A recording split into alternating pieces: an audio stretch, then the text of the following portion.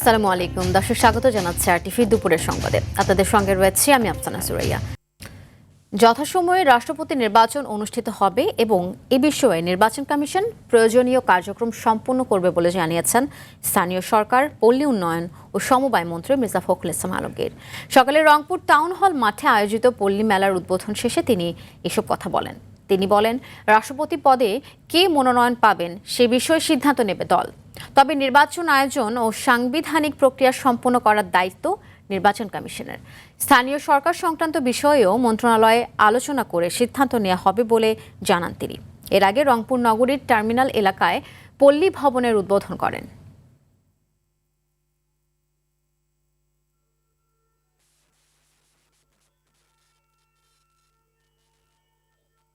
সংসদের speaker major Hafizuddin সাহেব দায়িত্ব নিয়েছেন। সংবিধান অনুযায়ী যথাসময়ে রাষ্ট্রপতি নির্বাচন হবে এবং দল সিদ্ধান্ত নেবে কাকে সেখানে মনোনয়ন দেওয়া হবে। সম্পূর্ণভাবে নির্বাচন কমিশন করবে। আর আমাদের যেহেতু স্থানীয় সরকারের বিষয় আছে, এই বিষয়টা আমরা মন্ত্রণালয়ে আলোচনা করে সিদ্ধান্ত নেব। শাপলা চত্বরে হেফাজতের সমাবেশকে ঘিরে হত্যাযজ্ঞের মানবতাবিরোধী অপরাধ মামলায় ক্ষমতাচ্যুত প্রধানমন্ত্রী শেখ হাসিনা সহ ৪১ জনের বিরুদ্ধে অভিযোগ আমলে নিয়েছে ট্রাইব্যুনাল।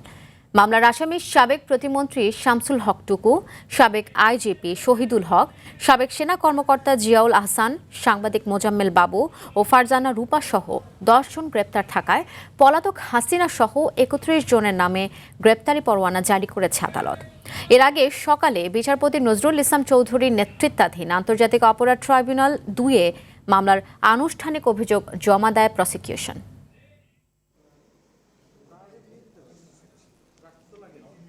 একচল্লিশ জনকে আমরা সেন্ট আপ করেছি, তাদের বিরুদ্ধে আমরা আজকে ফর্মাল চার্জ দাখিল করেছি এবং এই ৪১ জনের বিরুদ্ধেই মাননীয় ট্রাইব্যুনাল নাম্বার ২ অভিযোগ তারা আমলে নিয়েছেন।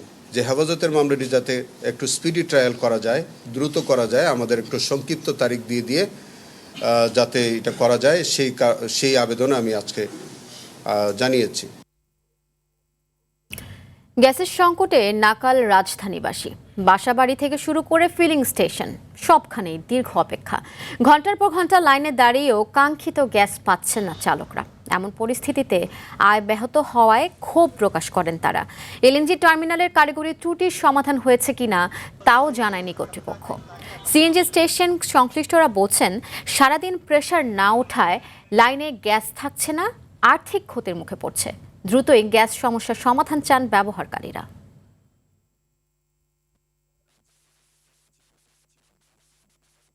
আজও কি গ্যাস পাবো না কোনো নিশ্চয়তা নাই। এরা কোনো নির্দিষ্ট সময় আমাদের কিছু বলতে পারতেছে না। তা আমরা কি করে এই সময়টা এখানে দিব? আমি রাইতে 3:30 বাজে যাচ্ছি, আইসা সিরিয়াল দিছি, আমরা প্রায় 300 গাড়ির সিরিয়াল। এই ঝালতে এই পর্যন্ত আইছি, এখন পাম্প পাম্প বন্ধ, গ্যাস নাই। আগে তো মনে করেন আধা ঘন্টা সিরিয়াল দিলে মনে করেন ভরপুর গ্যাস পাইতাম, আর এখন তো মনে করেন 3 সপ্তাহ ধরে মনে করেন গ্যাসই পাইতেছি না আমরা। এদিকে ঢাকার আশুলিয়া ও গাজীপুর সহ বিভিন্ন স্থানে আজও তীব্র গ্যাস সংকট অব্যাহত আছে। এতে শিল্প ও কলকারখানা উৎপাদন ব্যাহত হবার পাশাপাশি সড়ক যানবাহনের সংখ্যা কমেছে। লাইনে প্রেসার না থাকায় বেশিরভাগ সময় বন্ধ থাকছে সিএনজি স্টেশনগুলো। এতে দীর্ঘ হচ্ছে গাড়ির লাইন। বাসাবাড়িতেও গ্যাস না থাকায় চরম বিপাকে পড়ছেন গৃহকর্মীরা। অভিযোগ রয়েছে, একদিকে গ্যাসের সংকট, অন্যদিকে কারখানার বড় বড় লরিতে গ্যাস দেওয়ার কারণে দুর্ভোগ বাড়ছে। গ্যাস সংকটে ব্যাহত হচ্ছে বিদ্যুৎ উৎপাদন। প্রতিদিন 20 থেকে 25% বিদ্যুৎ উৎপাদন কমেছে গ্যাস সংকটের কারণে। বিদ্যুতের লোডশেডিং ও গ্যাস সংকটে স্থবির হয়ে পড়েছে শিল্প কারখানার উৎপাদন।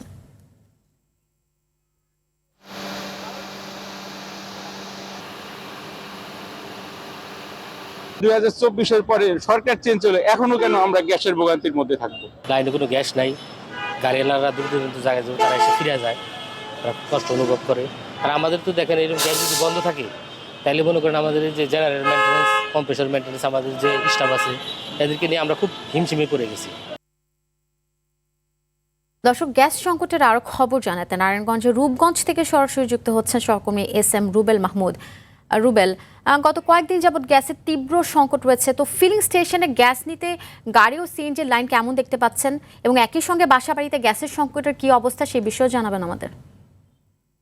জি আফসানা, আমি আপনার মাধ্যমে যেমনটা জানাতে চাই সেটা হচ্ছে যে বেশ কয়েকদিন ধরেই কিন্তু সারা বাংলাদেশে কিন্তু একটি গ্যাস সংকট অবস্থা যাচ্ছে। দেখা যায় যে আসলে যে আমরা যেখানে আছি নারায়ণগঞ্জের যে রূপগঞ্জ রয়েছে, আমি যে পাম্পটিতে দাঁড়িয়ে আছি সেই পাম্পটি কিন্তু অলরেডি বন্ধ করে রেখেছে এবং দেখা যায় যে দীর্ঘ কয়েকদিন ধরেই কিন্তু সেই সকাল থেকেই কিন্তু গভীর রাত্র পর্যন্ত যারা গ্যাস নিতে এখানে আসে গ্যাস কিন্তু না পেয়েই তারা কিন্তু চলে যাচ্ছে। দেখা যায় যারা এখানে যারা সিএনজি চালিত যত গাড়িগুলো রয়েছে বেশিরভাগ গাড়িগুলোই কিন্তু এখন বসা অবস্থায় রয়েছে।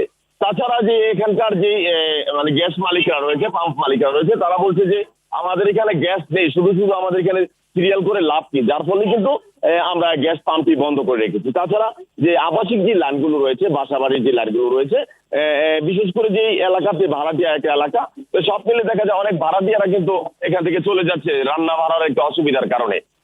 এছাড়া আমরা যে তিতাস গ্যাসের যে কর্তৃপক্ষ রয়েছে, আমরা তাদের সাথে কথা বলে আসলে জানতে পেরেছি, তারা আমাদেরকে এমনটাই জানিয়েছেন যে বলছেন যে কক্সবাজার মহেশখালী যেই এলএনজি যে টার্মিনাল রয়েছে সেই টার্মিনাল কিন্তু মানে তাদের ত্রুটি দেখা দিয়েছে, যার ফলে কিন্তু বাংলাদেশি কোনো ইঞ্জিনিয়ারও পারছে না ঠিক করতে, যার ফলে ফরেন ইঞ্জিনিয়ার দ্বারাই কিন্তু তারা কাজ চালাচ্ছে, এমনটাই কিন্তু আমাদেরকে জানিয়েছেন। এই ছিল আমার কাছে নারায়ণগঞ্জের রূপগঞ্জ থেকে সর্বশেষ। আফসানা। জি, ধন্যবাদ আপনাকে। এদিকে টানা 7 দিন ধরে গ্যাস সরবরাহ বন্ধ থাকায় চরম দুর্ভোগে পড়েছে নেত্রকোনার সাধারণ গ্রাহকরা। ব্যাহত হচ্ছে বাসাবাড়ি, হোটেল, রেস্তোরাঁ ও বিভিন্ন ব্যবসা প্রতিষ্ঠানের রান্নাবান্না ও দৈনন্দিন কার্যক্রম। একই সঙ্গে গ্যাসের অভাবে সিএনজি চালিত অটোরিকশা, অ্যাম্বুলেন্স সহ বিভিন্ন যানবাহন চলাচলেও বিঘ্ন ঘটছে। নেত্রকোনা প্রতিনিধি এম মুখলিসুর রহমান খানের রিপোর্ট, জানাচ্ছেন আবরার মাহি। নেত্রকোনায় আবাসিক বাণিজ্যিক মিলিয়ে তিতাস গ্যাসের গ্রাহক রয়েছেন প্রায় 5,600 জন। জাতীয় গ্রিডে গ্যাস সরবরাহ ব্যাহত হওয়ায় অন্তত 7 দিন ধরে গ্যাসের সংকটে ভোগান্তিতে রয়েছেন নেত্রকোনার গ্রাহকরা। শুধু বাসাবাড়ি বা হাসপাতাল নয়, এই সংকটে অ্যাম্বুলেন্স চালক সহ রোগীরাও ভোগান্তির শিকার হচ্ছেন। গ্যাসের কারণে আমরা অনেক সংকটে আছি অনেক দিন যাবত। তো এই হিসাবে গত কিছুদিন যাবত খুব বেশি সংকটে পড়েছে। এরকম চা থেকে শুরু করে বাচ্চাদের খাবার, সকলের পরিবারের সবার জন্য খাবার তৈরি করা, গ্যাসটাই আগে লাগে। সেই জায়গা থেকে এই যে গ্যাস নাই, সেজন্য আমাদের অনেক ধরনের ভোগান্তি হচ্ছে। এদিকে গ্যাস সরবরাহ বন্ধ থাকায় জেলার সিএনজি ফিলিং স্টেশনটি কার্যক্রম বন্ধ রাখতে বাধ্য হয়েছে।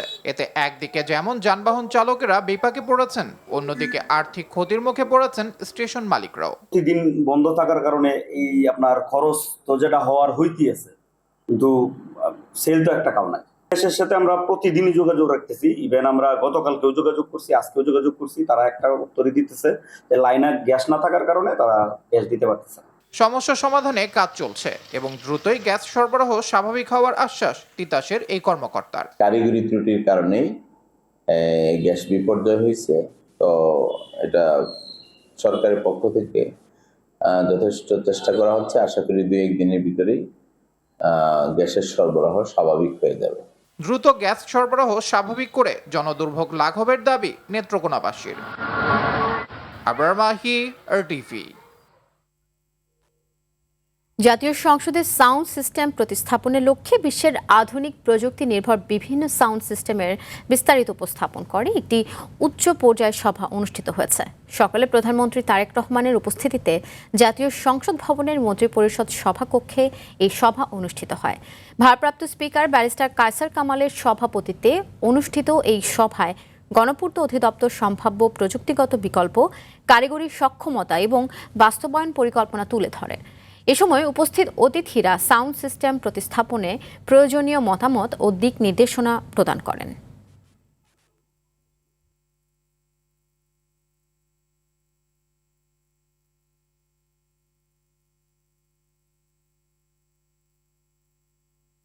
প্রায় 1 দশকের অপেক্ষা শেষে আনুষ্ঠানিক যাত্রা শুরু হলো চট্টগ্রামের আনোয়ারায় বাংলাদেশ চীন অর্থনৈতিক ও শিল্পাঞ্চল নির্মাণ কাজের। সকালে অর্থমন্ত্রী আমির খসরু মাহমুদ চৌধুরী, স্বরাষ্ট্রমন্ত্রী সালাউদ্দিন আহমদ ও বাংলাদেশে নিযুক্ত চীনের রাষ্ট্রদূত ইয়াও ওয়েন একসঙ্গে এর ভিত্তিপ্রস্তর স্থাপন করেন। প্রায় 800 একর জমির ওপর সরকার টু সরকার বা G2G উদ্যোগের আওতায় প্রকল্পটি বাস্তবায়ন হচ্ছে। যেখানে 50 কোটি মার্কিন ডলার বিনিয়োগ ও 1 লাখের বেশি মানুষের কর্মসংস্থানের আশা করছেন সংশ্লিষ্টরা। প্রকল্পটি 2031 সালের ডিসেম্বরের মধ্যে শেষ হওয়ার কথা রয়েছে। ইতিমধ্যে এই শিল্পাঞ্চলে বিনিয়োগের আগ্রহ প্রকাশ করেছে অন্তত 30টি চীনা প্রতিষ্ঠান।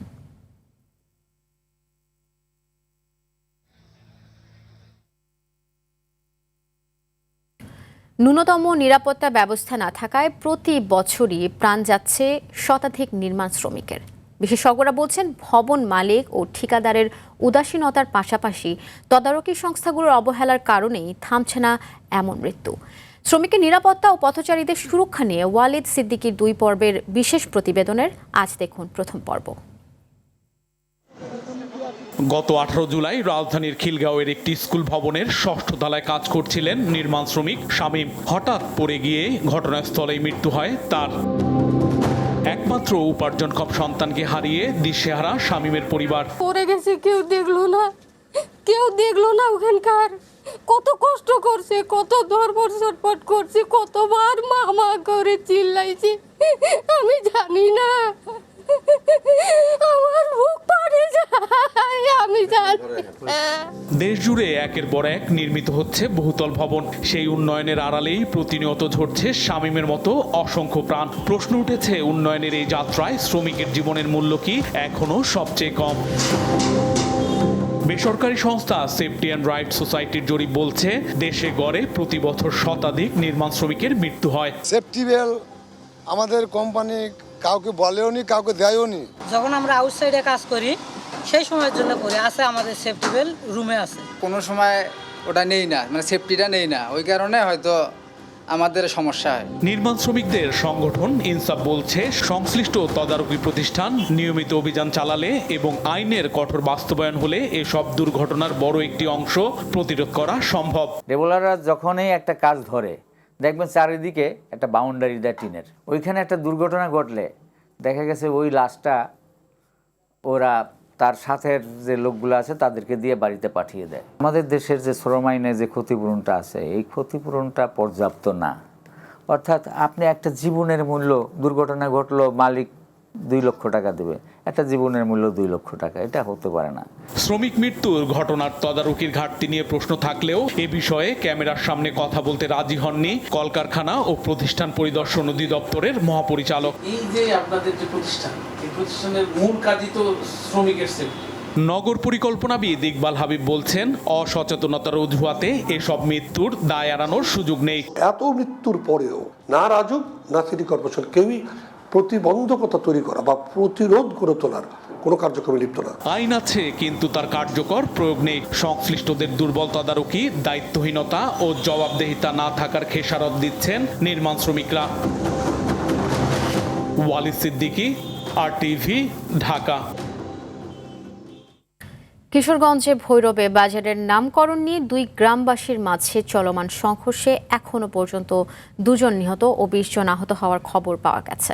এই ঘটনায় সকাল থেকে ভৈরব কিশোরগঞ্জ আঞ্চলিক সড়কে যান চলাচল ও ভৈরব ময়মনসিংহে 3 ঘন্টা রেল যোগাযোগ বন্ধ ছিল। পরে সড়ক ও রেলপথে যোগাযোগ স্বাভাবিক হলেও আবারও ভৈরব ময়মনসিংহ রোডে ট্রেন চলাচল বন্ধ রয়েছে। এদিকে সংঘর্ষ এখনও চলছে। ঘটনাস্থলে পরিস্থিতি নিয়ন্ত্রণে আনতে কাজ করছে পুলিশ।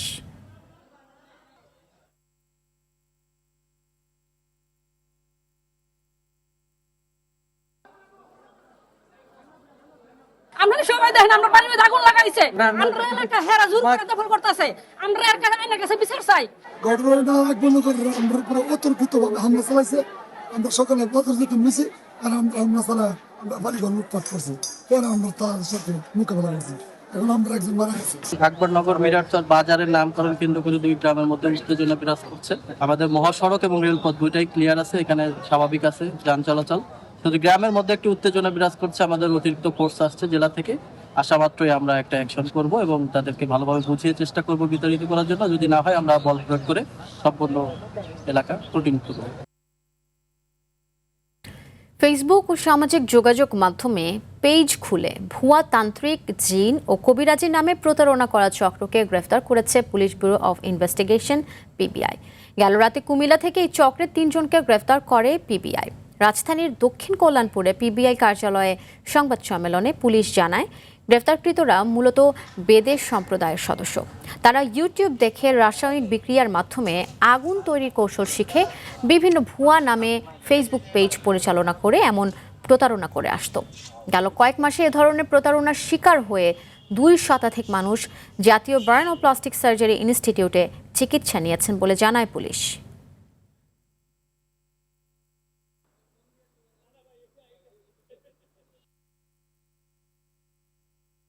খিলক্ষেত থানায় একটা 21শে জুন তারিখে একটা মামলা হয়েছে, 19 নম্বর মামলা, সাইবার সুরক্ষা অধ্যাদেশের 22-2 ধারায়। তো আমরা এই মামলাটার যে ভিকটিম তাদের সঙ্গে কথা বলছি এবং এটার ছায়া তদন্ত শুরু করি। এরপরে আমরা অভিযান পরিচালনা করি এবং 24 তারিখ এবং 25 তারিখে অভিযান পরিচালনা করি এবং কুমিল্লা থেকে 2 জন এবং নোয়াখালী থেকে আরও আরেকজনকে গ্রেপ্তার করি।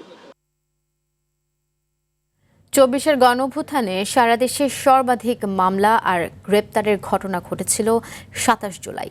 ডিবি হেফাজতে ছিলেন আন্দোলনে সম্মুখভাগে থাকা 5 নেতা। সেদিনই আবার নিজ বাহিনীর হাতে আহতদের দেখতে পঙ্গু হাসপাতালে গিয়ে সমালোচনার শিকার হয়েছিলেন তৎকালীন সরকার প্রধান শেখ হাসিনা। তার পদত্যাগ দাবি করে বিবৃতি দেন বিএনপি মহাসচিব। সেদিনের ঘটনাবলী জানাচ্ছেন মিশুক হাওলাদার।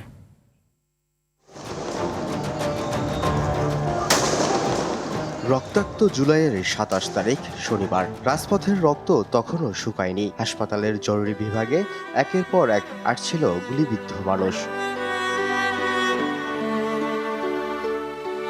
যার লাঠিয়াল বাহিনীর হাতে নির্যাতিত এইসব মানুষ সেদিন তিনি পঙ্গু হাসপাতালে গিয়েছিলেন আহতদের দেখতে। একদিকে তৎকালীন সরকার প্রধানের মায়াকান্না আর অন্যদিকে চলতে থাকে গণগ্রেপ্তার। 27 জুলাই রাত পর্যন্ত সরকারি বেসরকারি স্থাপনা ভাঙচুর ও অগ্নিসংযোগের অভিযোগ তুলে সারা দেশে হয় 736টির বেশি মামলা। ঢাকায় গ্রেপ্তার হয় 2536 জন। সব মিলিয়ে সারা দেশে গ্রেপ্তার তখন 7000 ছাড়ায়। অন্যদিকে এদিন ছাত্র আন্দোলনের আরো 2 সমন্বয়ককে হেফাজতে নেয় মহানগর গোয়েন্দা পুলিশ। 27 জুলাই আমরা জানতে পারি যে আমাদের আগে যারা ছিলেন লিস্টেড সমন্বয়ক তাদের প্রত্যেককে গ্রেপ্তার করা হয়েছে। শুধু কোটা আন্দোলন করতে নেমে যদি কারো শহীদ হতে হয়, কারো অঙ্গহানি হয়, তো সেই জায়গা থেকে আমাদের সিদ্ধান্ত নিতে হয়েছে যে কিভাবে এই আন্দোলনটাকে সরকার পতনের দিকে নিয়ে যাওয়া যায়। সেদিন পঙ্গু হাসপাতালে আহতদের শেখ হাসিনার দেখতে যাওয়াকে জনগণের সঙ্গে প্রতারণার শামিল উল্লেখ করে সরকারের পদত্যাগ দাবি করেন বিএনপির মহাসচিব মির্জা ফখরুল ইসলাম আলমগীর। এনসিপির জ্যেষ্ঠ যুগ্ম আহ্বায়ক বলেন, দেশের আওয়ামী লীগের কার্যক্রম নিষিদ্ধ থাকায় মানুষ বাক স্বাধীনতা ফিরে পেয়েছে। এই যে এক্সিস্টিং দলগুলো এই যে মতবিরোধ করতে পারছে, এই মতবিরোধের কোনো জায়গায় ছিল না আসলে আওয়ামী লীগের আমলে, যেটা আমাদের প্রয়োজন ছিল। এখন আমরা রাজনীতি সংস্কারের কথা বলব। ফ্যাসিজম থাকাকালীন আমরা ব্রিটিশ বিরোধী আইন নিয়ে ব্রিটিশদের লয়ের কারণে আমরা যে ধরনের রাষ্ট্র কাঠামো এবং রাজনৈতিক দল গড়ে উঠতে দেখেছি, ওই আলাপটাতে পর্যন্ত আমরা যেতে পারিনি। এখন সময় এই আলাপগুলো করা। 27 জুলাইয়ের প্রতিটি ঘটনা যেন আন্দোলনের ইতিহাসের এক একটি রক্তাক্ত দলিল। সময় এগিয়েছে, পাল্টেছে রাজনৈতিক বাস্তবতা, কিন্তু সেদিনের স্মৃতি আর আত্মত্যাগ আজও বাংলাদেশের ইতিহাসে অমলিন। মিশুক হাওলাদার, RTV, ঢাকা। সাংবাদিকদের কল্যাণে শুধু আর্থিক সহায়তা নয়, প্রযুক্তি নির্ভর গণমাধ্যমের সঙ্গে খাপ খাইয়ে নেয়ার সক্ষমতা গড়ে তোলাই বড় চ্যালেঞ্জ বলে মন্তব্য করেছেন তথ্য ও সম্প্রচার মন্ত্রী জহিরুদ্দিন স্বপন। দুপুরে বরিশাল সার্কিট হাউস মিলনায়তনে সাংবাদিকদের সঙ্গে এক মত বিনিময় সভায় তিনি একথা বলেন। এ সময় তিনি আরও বলেন, সাংবাদিকতা রাষ্ট্র ও সমাজের আয়না। সভ্য সমাজে দায়িত্বশীল ও স্বাধীন সাংবাদিকতার কোনো বিকল্প নেই বলেও মন্তব্য করেন তথ্যমন্ত্রী।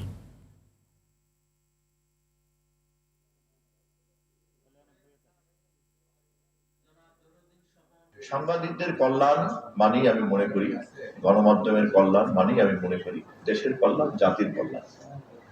আমার শেষ কথা হচ্ছে এই, যে কোনো কিছুর বিনিময়ে দায়িত্বশীল মুক্ত সাংবাদিকতাকে আমাদেরকে টিকিয়ে রাখতেই হবে, প্রয়োজন রক্তের বিনিময়ে, প্রয়োজনে জীবনের বিনিময়ে। আবারও চালু হলো ঢাকা থেকে জাপানের নারিতা সরাসরি ফ্লাইট সেবা। রোববার মধ্যরাতে বিমান বাংলাদেশের এই রুটের উদ্বোধন করেছেন বেসামরিক বিমান ও পর্যটন মন্ত্রী আফরোজা খানম রিতা। এ সময় তিনি বলেন, বিমানের কোনো ফ্লাইট বন্ধ না করে নতুন রুট চালুর উদ্যোগ নিচ্ছে সরকার। একই সঙ্গে ঢাকা নারিতা রুট চালুর পর দুই দেশের ব্যবসা বাণিজ্য নতুন সম্ভাবনা তৈরি হবে বলেও আশা করেন তিনি। বেসামরিক বিমান প্রতিমন্ত্রী রশিদুজ্জামান মিল্লাত জানান, বোয়িংয়ের পাশাপাশি চাহিদা বিবেচনায় এয়ারবাস কিনবে সরকার। 2034 সালের মধ্যে বিভিন্ন রুটে আরও 50টি নতুন ফ্লাইট চালুর কথাও জানান প্রতিমন্ত্রী।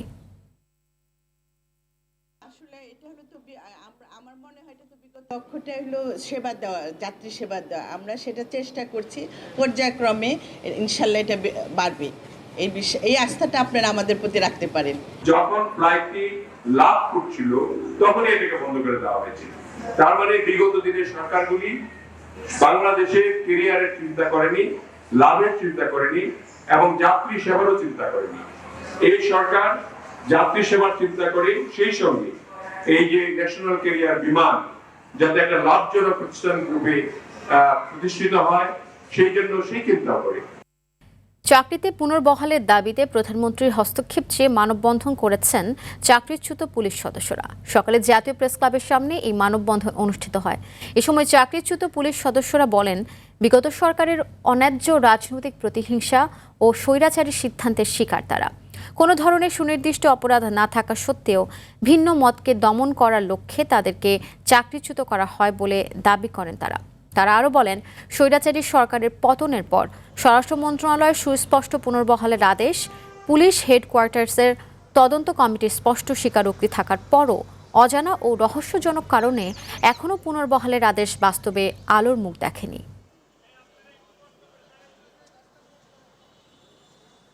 বিনা অপরাধে শুধু রাজনৈতিক প্রতিহিংসা কিংবা ব্যক্তিগত প্রতিহিংসার কারণে আমরা বিভিন্ন সময় চাকরিচ্যুত হয়েছি। অযৌক্তিকভাবে, বেআইনিভাবে, এই সংবিধানের সাথে সাংঘর্ষিকভাবে আমরা চাকরিচ্যুত করেছি, সম্পূর্ণটা অন্যায়। আমরা এই অন্যায়ের বিচার চাই। চাকরিটাতে ফিরে পেয়ে আমার স্ত্রী সন্তানদের নিয়ে স্বাভাবিক জীবনযাপনে ফিরে যেতে পারি, এই জন্য আজকে আমাদের এখানে দাঁড়ানো।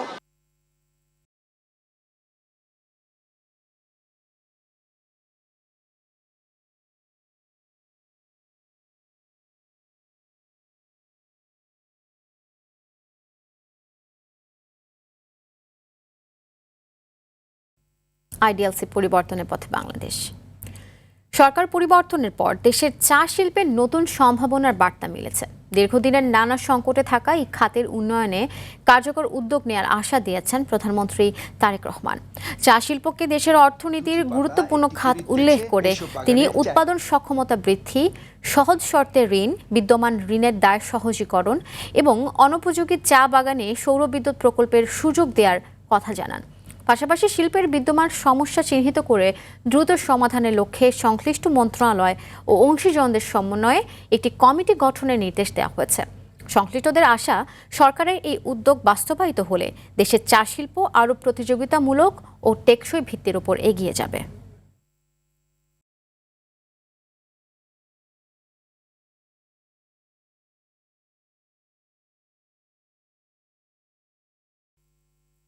এবারে খেলার খবর। বিশ্বকাপের উন্মাদনা শেষ হতে আবারও জমে উঠতে যাচ্ছে ইউরোপিয়ান ক্লাব ফুটবল। আগামী 15 আগস্ট পর্দা উঠবে স্প্যানিশ লা লিগার নতুন মৌসুমের। প্রথম ম্যাচে মুখোমুখি হবে আলাভেজ ও গেতাফে। এরপর 21 আগস্ট শুরু হবে ইংলিশ প্রিমিয়ার লিগ, যেখানে বর্তমান চ্যাম্পিয়ন আর্সেনালের প্রতিপক্ষ নতুন প্রমোশন পাওয়া দল কভেন্ট্রি সিটি। একই সময় শুরু হবে সিরিয়া ও লিগ ওয়ানও। ইতালিতে শিরোপা ধরে রাখার লড়াই শুরু করবে ইন্টার মিলান, আর ফ্রান্সের উদ্বোধনী ম্যাচে মুখোমুখি হবে মার্সেই ও রেসিং স্ট্রাসবুর্গ। ইউরোপের শীর্ষ 5 লিগের মধ্যে সবার শেষে শুরু হবে বুন্দেসলিগা। 28 আগস্ট পর্দা উঠবে জার্মান লিগের নতুন মৌসুমের। উদ্বোধনী ম্যাচেই মুখোমুখি হবে বায়ার্ন মিউনিখ ও ভিএফবি স্টুটগার্ট। এদিকে সেপ্টেম্বরে শুরু হবে উয়েফা চ্যাম্পিয়ন্স লিগের লিগ পর্ব, যেখানে টানা তৃতীয় ইউরোপিয়ান শিরোপার লক্ষ্য নিয়ে মাঠে নামবে বর্তমান চ্যাম্পিয়ন পিএসজি।